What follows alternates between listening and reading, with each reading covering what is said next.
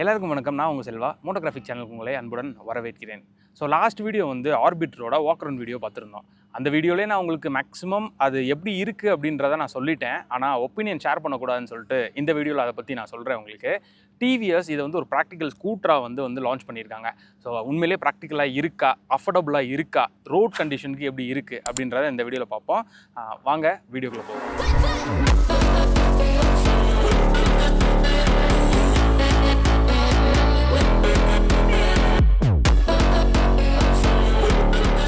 So first வண்டியோட design பற்றி பேசிடுறேன். Design பார்க்குறதுக்கு ரொம்பவே பிளண்ட்டாகவே இருக்குங்க.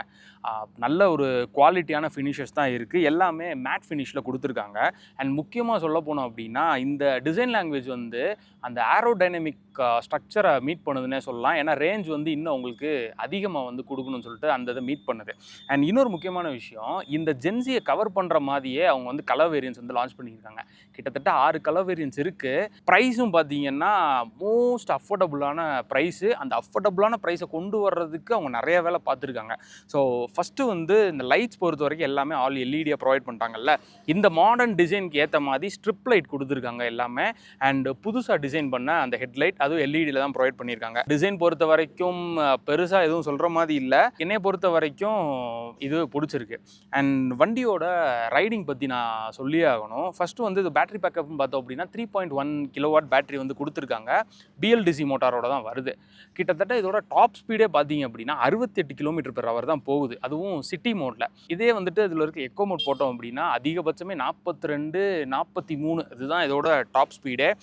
ரேஞ்சும் பார்த்தோம் அப்படின்னா ஓரளவுக்கு ஒரு 158 km வந்து ஐடிசி ரேஞ்ச் வந்து கொடுத்துருக்காங்க. நமக்கு ப்ராக்டிக்கலாக செக் பண்ணோம் அப்படின்னா ஒரு 20-25 மட்டும் கம்மி பண்ணிக்கோங்க. ஒரு 110லேருந்து ஒரு 120க்குள்ளே கண்டிப்பாக நம்மளுக்கு கிடைக்கும். ஸோ இதை காம்படிட்டர் பேஸ் பண்ணி இது வந்து மெட் பண்ணுதா அப்படின்னு கேட்டிங்க அப்படின்னா என்னோட பதில் இன்னும் கொஞ்சம் ரேஞ்ச் வைஸ் இம்ப்ரூவ் பண்ணியிருக்கலாம். டாப் ஸ்பீட் வைஸ் இன்னும் கொஞ்சம் இம்ப்ரூவ் பண்ணியிருந்தாங்க அப்படின்னா ஸோ எல்லா கேட்டகரிஸ் ஆஃப் பீப்புளும் வந்து கவர் பண்ணியிருப்பாங்கன்னே நான் சொல்லுவேன். அண்ட் இன்னொன்று முக்கியமான விஷயம், இதில் வந்து அலாய் வீல்ஸு எனக்கே மிஸ்மேட்சான ஒரு ஃபீல் இருந்துச்சு. ரியரில் வந்து பார்த்திங்க அப்படின்னா 12 இன்ச்சு, ஃப்ரண்ட்டில் வந்து 14 இன்ச் ஆஃப் அலாய் வீல்ஸ். ரெண்டுமே பார்த்திங்கன்னா இது வந்து 90/90 செக்ஷன், ஃப்ரண்ட்டில் வந்து 90/80 செக்ஷன். ஸோ இந்த டயர்ஸ் வந்து எனக்கு இந்த ரோடில் நல்ல கிரிப்பியாகவே இருந்துச்சு. இப்போ பிரேக் போடும்போதுலாம் பார்த்திங்க அப்படின்னா வெறும் ட்ரம் பிரேக்ஸ் மட்டும்தான் யூஸ் பண்ணியிருக்காங்க. ஏதோ சிங்க்ரனைஸ் பிரேக்கிங் சொல்லிட்டு டிவிஎஸ் சைட்லேருந்து யூஸ் பண்ணியிருக்காங்க. பேனிக் பிரேக் அடிச்சேன்னு வைங்களேன், ரியர் டயர் வந்து ஸ்கிட் ஆகுது. நிறைய பேர் வந்து டிஸ்க் பிரேக் யூஸ் பண்ணிட்டு இருந்தவங்களுக்கு இது கொஞ்சம் டிஸ்க் பிரேக் அப்டேட் பண்ணியிருக்கலாம் அப்படின்னே தோணும். ஏன்னா என்னோட ஃபீலிங்கே அதான் இருந்துச்சு. பிரேக்கிங் எஃபிஷியன்சி இன்னும் கொஞ்சம் இம்ப்ரூவ் பண்ணாங்கன்னா நல்லாயிருக்கும். அந்த டயர்ஸ் அதை நல்லாவே சப்போர்ட் பண்ணுது. அண்ட் நான் உங்கள்கிட்ட சொன்னேன்ல அந்த 12 இன்ச்சு 14 இன்ச்சுன்னு சொல்லிட்டு. ஸோ இது எப்படி சப்போர்ட் பண்ணுது பார்த்திங்க அப்படின்னா ஒரு நார்மல் ஸ்கூட்டரில் ஒன்று 12 இன்ச்சை பேசிக்காக கொடுத்துருவாங்க. அப்படி இல்லை அப்படின்னா 14 இன்ச்சாக போகும். இதில் வந்து மிஸ்மேட்சாக கொடுத்துருக்கனால அவங்க சைடு வந்து ஸ்டெபிலிட்டி வந்து நல்லாயிருக்கும். இன்னும் வந்துட்டு ரைடிங் குவாலிட்டி இம்ப்ரூவ் ஆகும். இந்த மாதிரி ஒரு விஷயம் சொல்கிறாங்க. ஸோ என்னை பொறுத்த வரைக்கும் பார்த்தீங்க அப்படின்னா ரைடிங் குவாலிட்டி நல்லா இருக்குது. வண்டி வந்து ஒரு 106 கிலோ, அதனால் நிம்பிளாக இருக்குது. மேனுவர் பண்ணுறதுக்கெலாம் அல்டிமேட்டாக இருக்குது வண்டி. ஸோ ஒரு சிட்டிக்குள்ளே ட்ரைவ் பண்ணுறதுக்கு ஒரு கம்ஃபர்டபுளான ஒரு வண்டி, ஒரு ஃபேமிலி போகிறதுக்கு ஒரு கம்ஃபர்டபுளான வண்டி.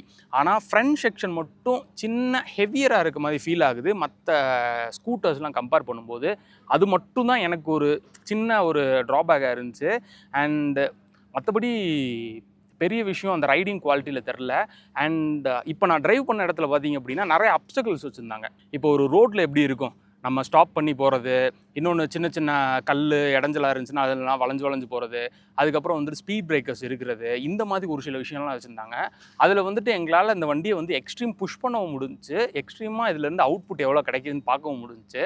அண்ட் அந்த ஸ்பீட் பிரேக்கரில் ஏறி இறங்கினல அப்போ பார்த்தீங்க அப்படின்னா சஸ்பென்ஷன் வந்து நல்ல ஸ்டிஃபாகவே இருந்துச்சு. இதுக்கு நான் ஸ்பீட் போய் தான் பண்ணேன். அப்படியே எனக்கு வந்து கம்ப்ரஸ் ஆகாத ஒரு ஃபீல் இருந்துச்சு.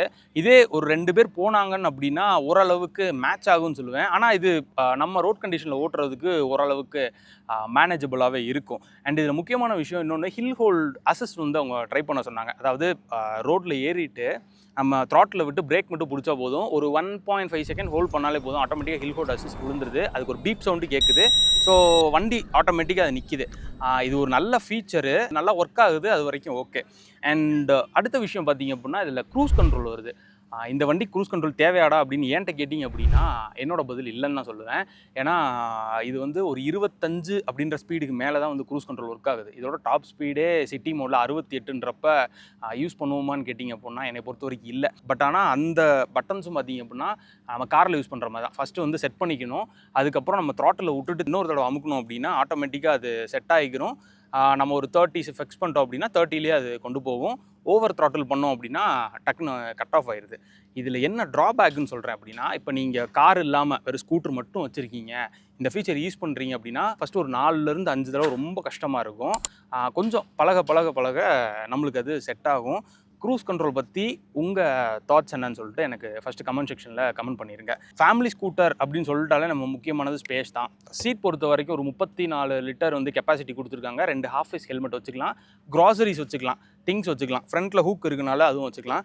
அண்ட் இங்கே சின்ன பாக்கெட்ஸ் கொடுத்துருக்காங்க. இந்த பாக்கெட்ஸ் பார்த்தோம் அப்படின்னா ஃபோன் வைக்கிறதுக்கு, ஏதோ சம் பர்ஸ் வைக்கிறதுக்கு யூஸ் பண்ணிக்கலாம். சார்ஜிங் போட்டுருக்கனால மேக்ஸிமம் நம்ம ஃபோனே வச்சுக்கலாம், அது ஒரு நல்ல விஷயம். அண்ட் சார்ஜிங் பற்றி நான் சொல்லி ஆகணும்ல, இங்கே தான் ஃப்ரண்ட்டில் தான் நம்மளுக்கு சார்ஜிங் போட்டிருக்கு. சார்ஜிங் பொறுத்த வரைக்கும் பார்த்தோம் அப்படின்னா இதில் ஃபாஸ்ட் சார்ஜிங் மட்டும் கொடுக்கல, ஸ்லோ சார்ஜிங் தான் கொடுத்துருக்காங்க. அது 0 to 80 ஒரு 4 hours எடுத்துக்கிறோம். 0 to 100 கிட்டத்தட்ட எனக்கு தெரிஞ்ச ஒரு 6 hours கண்டிப்பாக எடுத்துக்கும். ஃபாஸ்ட் சார்ஜிங்க்கு கொஞ்சம் அப்டேட் பண்ணாங்க அப்படின்னா நல்லாயிருக்கும். அண்ட் எர்கனாமிக்ஸ் பொறுத்த வரைக்கும் பார்த்தோம் அப்படின்னா நான் இப்போ ஒரு 6.2 இருக்கனால எனக்கு முட்டி தட்டவே இல்லை. ஸோ என் ஹைட்டில் இருந்தீங்க அப்படின்னா இந்த வண்டி நீங்கள் கண்டிப்பாக வாங்கலாம். அண்ட் ஒரு ஃபேமிலிக்கு ஏற்ற மாதிரி ஒரு 845 mm நல்ல லென்த்தியான ஒரு சீட் கொடுத்துருக்காங்க. 2 பேர் கம்ஃபர்டபுளாக உட்காந்து போகலாம். ஆனால் என்ன அப்படின்னா இதில் எதுவுமே ஒரு அப் அண்ட் டவுன்ஸோ ஒரு பஞ்சோ எதுவுமே இல்லை, ரொம்ப ஃப்ளாட்டாக இருக்குது. சம்டைம்ஸ் நீங்கள் ஒரு பேனிக் பிரேக்கே அடித்தாலும் பின்னாடி உள்ளவங்க டப்புன்னு வந்து மோதுறதுக்கான சான்சஸ் நிறையாவே இருக்குது. வீல் பேஸும் இந்த வண்டி கொஞ்சம் அதிகமாக இருக்குனால ஃப்ரண்ட் ஸ்பேஸ் வந்து நல்லா ரூமியாக இருக்குது. சேம் நான் சொன்ன மாதிரி திங்ஸு இது எதுனாலும் ஃப்ரண்ட்லேயும் நம்ம வச்சுக்கலாம். அண்ட் முக்கியமான விஷயம் கிளஸ்டர்ஸு. ஈவி பொறுத்த வரைக்கும் பார்த்திங்க அப்படின்னா எல்லாருமே டச்சு எல்லாமே அப்டேட் ஆனாலும் டிவிஎஸ் வந்து அஃபோர்டபுள் அந்த ப்ராக்டிக்கல் அப்படின்னு ஒரு கான்செப்ட் எடுத்துகிட்டு சும்மா ஒரு சின்ன 5.5 inch கலர்ஃபுல்லான டிஸ்பிளே ப்ளூடூத் கனெக்ட் பண்ணோம் அப்படின்னா இதில் வந்து நமக்கு அந்த டர்ன் பை டர்ன் நேவிகேஷனு, கால் அலர்ட்ஸு இது எல்லாமே பேசிக்காக வரும். இன்னொரு முக்கியமான விஷயம் பார்த்திங்கன்னா இது வந்து கிராஷ் அலர்ட்னு ஒரு விஷயம் இருக்குது. இந்த கிராஷ் அலர்ட் வந்து வண்டியை வந்து நம்ம தெரியாமல் கிராஷ் பண்ணிட்டோம் அப்படின்னா நம்மளோட எமர்ஜென்சி கான்டாக்ட் நம்பர் இருக்குல்ல, அதுக்கு வந்து டேரெக்டாக மெசேஜ் சென்ட் பண்ணுது வாட்ஸ்அப் மூலியமாக. அது எப்படின்னா அது லிங்கோட சென்ட் பண்ணி இந்த இடத்துல கிராஷ் நடந்திருக்கு அப்படின்னா அது ஒரு லிங்கோட அது சென்ட் பண்ணுது. இது ரொம்பவே ஒரு நல்ல விஷயம். இன்னொன்று நம்மளுக்கு நோட்டிஃபிகேஷன், அந்த ஆப் வச்சுருக்கவங்களுக்கு நோட்டிஃபிகேஷன் வந்துடுது, வண்டி கீழே விழுந்துருச்சு இல்லை வண்டியை எடுத்து வச்சுட்டாங்க ஸ்டெடியாக இருக்குது அப்படின்ற மாதிரி நோட்டிஃபிகேஷன் வருது. இது வந்து எப்படின்னா ஆக்சிடென்ட் ஆனாலும் சரி இது வந்து நம்மளுக்கு ரொம்ப யூஸ்ஃபுல்லாக இருக்கும். இல்லை வண்டி யாராச்சும் கீழே தள்ளி விட்டாங்கனாலும் சரி இது ரொம்பவே யூஸ்ஃபுல்லாக இருக்கும். அண்ட் வண்டி கீழே விழுந்த உடனே மோட்ரு வந்து கட் ஆஃப் ஆகிருக்கு. இது சேஃப்டி ஃபீச்சர்ஸில் ஒன் ஆஃப் தி பெஸ்ட்டுன்னு நான் சொல்லுவேன். அண்ட் டிவிஎஸ் சேஃப்டி பற்றி சொல்லவே வேணாம், நிறைய இம்ப்ரூவ் பண்ணிட்டே வராங்க. ஃபீச்சர்ஸ் பற்றியும் சொல்ல வேணாம், நிறைய ஆட் பண்ணிட்டே வராங்க. ஆனால் இந்த அஃபோர்டபிலிட்டி அப்படின்ற மீன் பண்ணுறனால அவங்க வந்து இப்போது இந்த வண்டியை வெறும் 99,000 ரூபாய்க்கு வந்து லான்ச் பண்ணியிருக்காங்க. ஆக்சுவலாக இதோட ஆன் ரோட் ப்ரைஸ் ஒரு 1,10,000 to 15,000 வரும்.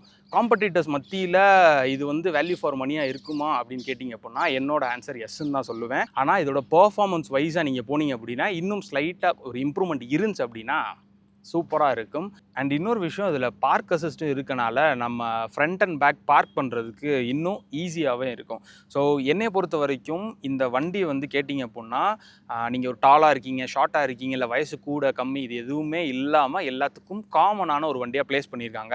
இவங்ககிட்ட இருக்க அந்த எக்ஸ் வேரியண்ட்டாக இருந்தாலும் சரி ஐக்யூபாக இருந்தாலும் சரி ரெண்டுக்கும் நடுவில் ப்ளேஸ் பண்ணியிருக்காங்க. நீங்கள் அக்ரெசிவாக வேணும் அப்படின்னா எக்ஸ் போய்க்கலாம், இல்லை எனக்கு வந்து நான் கொஞ்சம் ஓல்ட் ஏஜ் நார்மலாக எனக்கு கிளாசிக் லுக்கில் ஒரு வண்டி வேணும்னா ஐக்யூ போய்க்கலாம், இல்லை எனக்கு ரெண்டுமே கலந்த மாதிரி ஒரு வண்டி வேணும் அப்படின்னு நீங்கள் நினச்சிங்க அப்படின்னா இந்த ஆர்பிட்டரை வந்து நீங்கள் சூஸ் பண்ணலாம். ஸோ ப்ரைஸ் பற்றியும் நம்ம டிஸ்கஸ் பண்ணோம், கலர் பற்றியும் டிஸ்கஸ் பண்ணோம். உங்களோட தாட்ஸ் என்ன அப்படின்னு சொல்லிட்டு கமெண்ட் செக்ஷனில் கமெண்ட் பண்ணுங்கள். இந்த வண்டியோட ப்ராக்டிக்கலான ரிவ்யூ உங்களுக்கு வேணும் அப்படின்னா அதே கமெண்ட் செக்ஷனில் கமெண்ட் பண்ணுங்கள். அடுத்த வீடியோ பண்ணுவோம்.